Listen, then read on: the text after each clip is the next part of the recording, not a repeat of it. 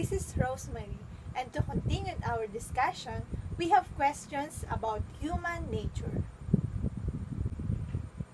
Okay, so sabi ni Albert Bandura, most human behavior is learned through observation, imitation, and modeling. Yung social learning theory ni Bandura, it explains human behavior in terms of continuous reciprocal interaction between cognitive, behavioral, and environmental influences.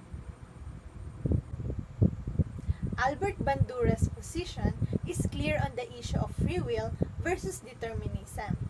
Behavior is controlled by the person through the cognitive processes and by the environmental through external social situations. So Bandura calls this view as reciprocal determinism. So ano nga ba itong tinatawag nating reciprocal determinism? Okay, so when we say reciprocal determinism, it refers to the idea that behavior is controlled or determined by the individual through cognitive processes and by the environment through external social stimulus events. So yung thoughts and behaviors daw nating as human ay produkto ng interactions ng ating environment, person factors ng mga behavior na ginagawa natin at ng ating thinking or cognition natin about sa mga consequences ng mga magiging behavior natin. Okay, so ibig sabihin din nito ay malaki ang ambag ng society, ng environment natin sa ating behavior. At syempre, meron din daw tayong control sa mga influences na ito. Okay, so let's say, for example, sa pagpili natin ng course sa college, ang gusto ko halimbawang kunin ay psychology. Pero sinasabi ng mga magulang ko na, ay, mababa lang ang sahod niya pag nagtrabaho ka na, ganito, ganyan. Pero ako sa sarili ko, alam ko na gusto ko talaga at mag-e-enjoy ako sa psychology. Kaya, ang pwede kong gawin, pwede ko silang kausapin at sabihin na kung ibang kurso ang kukunin ko sa college, ay baka mahirapan ako at hindi ko matapos. Pero kung psychology ang kukunin ko, ay matatapos ko ito dahil alam kong mag-e-enjoy ako dito at gusto ko ito. So, ayun. Sabi pa nga ni Bandura, people are neither powerless objects controlled by environmental forces, nor free agents who can become whatever they choose. Both people and their environments are reciprocal determinants of each other. Okay, so now let's move on to the assessment in Bandura's theory. So Bandura focused on overt or observable behavior rather than on internal motivating variables. In addition, he did not use assessment measures such as free association, dream analysis, or projective techniques, or yung mga ginamit nila Sigmund Freud to assess unconscious processes. So si Bandura, hindi yun yung ginawa niya. He accepted the operation of cognitive variables as well as behavior that can be assessed. So for example, in the modeling study we described involving children about to undergo surgery, assessment techniques included direct observation of their behavior, self-report inventories, and physiological measurements. In studies of self-efficacy, behavioral and cognitive variables were assessed quantitatively. Self-efficacy with regard to phobias was assessed by the subject's self-ratings of the number of tasks on a behavioral avoidance test they are expected they could complete. In addition, college students' test anxiety was assessed by personality inventories. Therefore, the assessment of behavioral and cognitive variables is important in the social learning approach to personality. So next, we have research on Bandura's theory. Bandura favored well-controlled laboratory investigations in the rigorous tradition of experimental psychology. We noted his use of experimental and control groups and the precise measurement of independent and dependent variables. He studied large subject groups and compared their average performance by statistical analysis. So to illustrate further the kind of research that has proceeded from Bandura's theory, we consider representative studies on self-efficacy, collective efficacy, and the effect of televised models on aggressive behavior. Okay, so ano muna nga ba itong tinatawag na collective efficacy?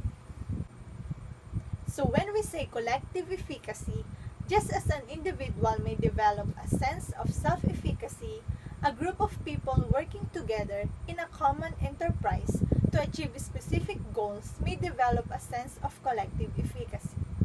So for example, sa isang community, yung tinatawag nating collective efficacy, ito yung nagbubuklod sa mga tao. Siyempre, dahil kagustuhan ng mga tao sa isang komunidad na maging tahimik at payapa ang kanilang lugar, gumagawa sila ng mga actions to fight crimes. Ganon. Ito yung kakayahan ng bawat isa na gumawa ng maliliit na bagay, katulad na lamang ng kapag mayroong nangangailangan ng tulong, ay tutulungan nila. Ikaw bilang mamamayan, tutulungan mo yung tao bilang pagpapakita ng iyong pakikisa. So, it just means that collective efficacy describes what residents are willing to do to improve their neighborhoods. So, let's move on to the research on self-efficacy. So, dito, i-discuss natin yung mga kinalabasan ng mga studies na ginawa patungkol sa concept ni Bandura, which is self-efficacy. Studies on self-efficacy have shown that men score higher than women in self-efficacy when younger. Ang self-efficacy ay nagkakaiba depende sa edad at gender ng tao.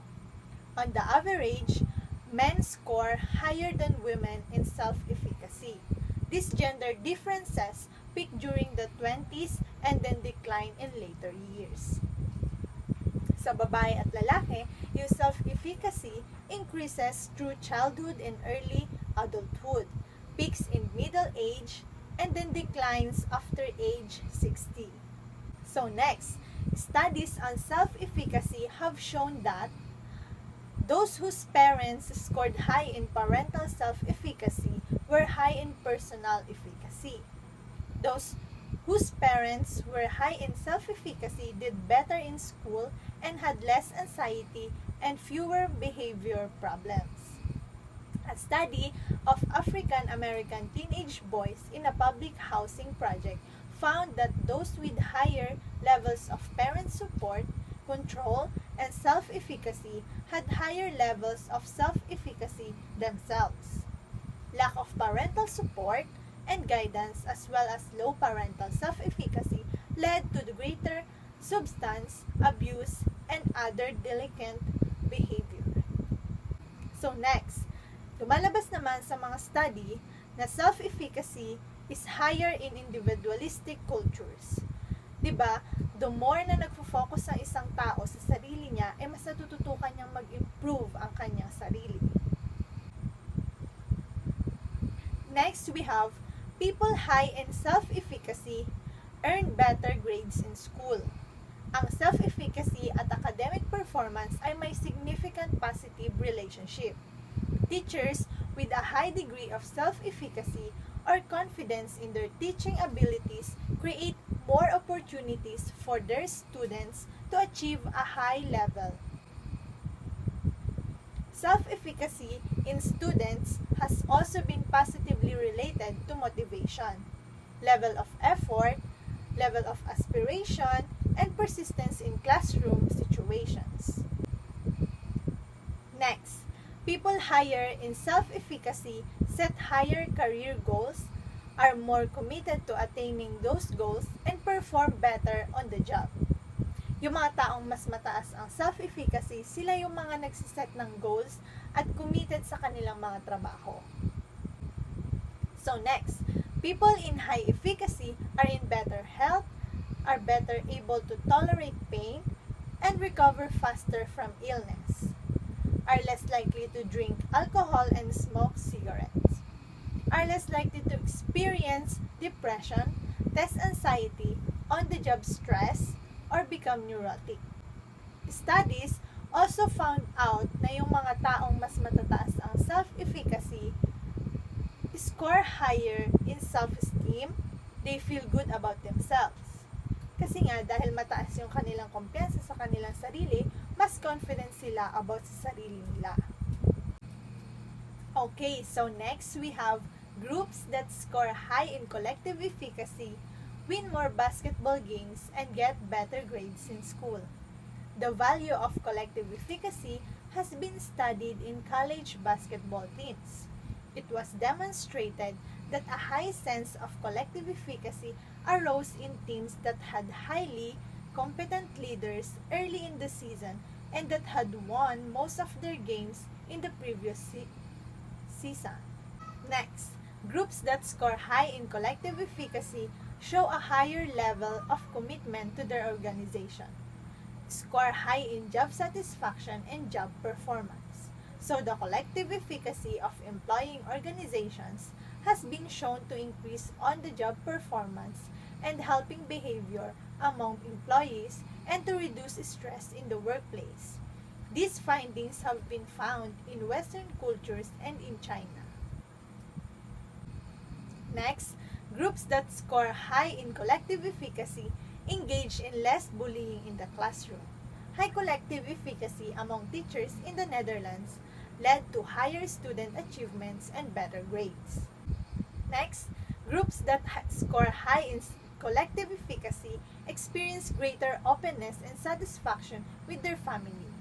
High levels of collective efficacy in families have been shown to result in more open family communications, more truthful disclosures by teenagers to their parents, and a greater sense of satisfaction with family life with both parents and children.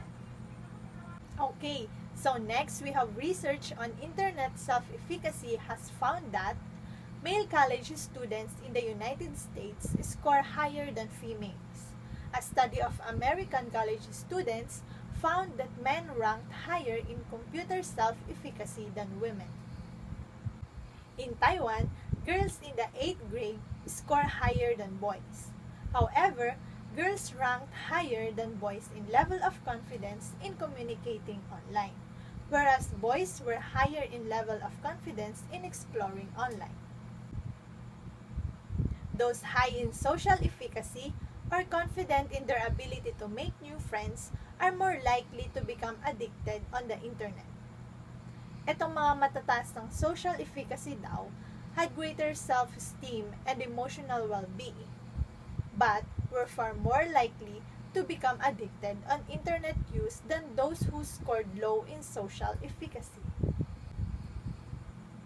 Next, internet self-efficacy has found that those who feel sure of their ability to make a good impression on others use more informal photos such as selfies on their Facebook page. Adults in Germany who scored high in self-efficacy regarding their ability to make a favorable impression on other people tended to post more informal personal photos such as at party and to present themselves as relaxed, funny, and cool on their Facebook pages than those low in that aspect of personal self-efficacy. Okay, so next, Bandura and researchers in many countries have demonstrated convincingly that in laboratory situations and in the real world, seeing violence begets violence whether on a television or computer screen, movies, video games, or in homes, streets, and schools. Okay, so the relationship between aggressive behavior and televised and online violence shown in some studies.